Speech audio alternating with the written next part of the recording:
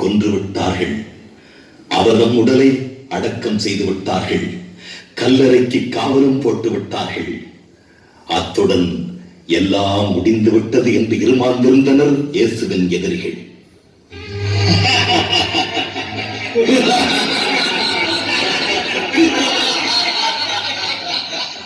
இன்றுதான் பாஸ்கா பண்டிகையை நாம் இவ்வளவு மகிழ்ச்சியோடு கொண்டாடுகின்றோம். இது போன்ற ஆனந்தத்தை இதுவரை நாம் அடைந்ததே இல்லை. ஆமாம் கைபாஸ், நீ எதை உணர்த்த வருகிறாய் என்பது எனக்கு புரிகிறது.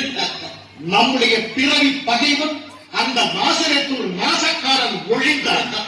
அவனை நாம் திட்டம் போட்டு ஒழித்து கட்டிவிட்டோம்.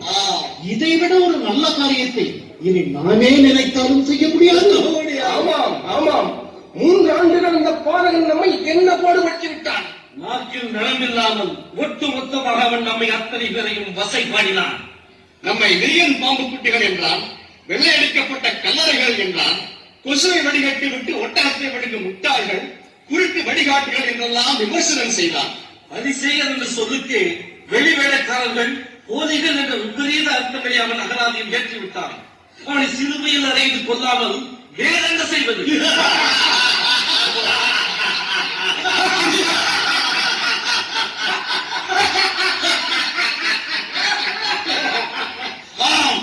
அந்த நம் குலப்பகைவன் நேற்று இருந்தான், இன்று இல்லை.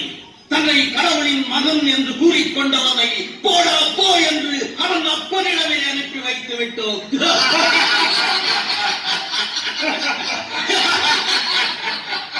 உண்மையிலேயே இன்று நமக்கு ஆனந்த திருநாள் தான்.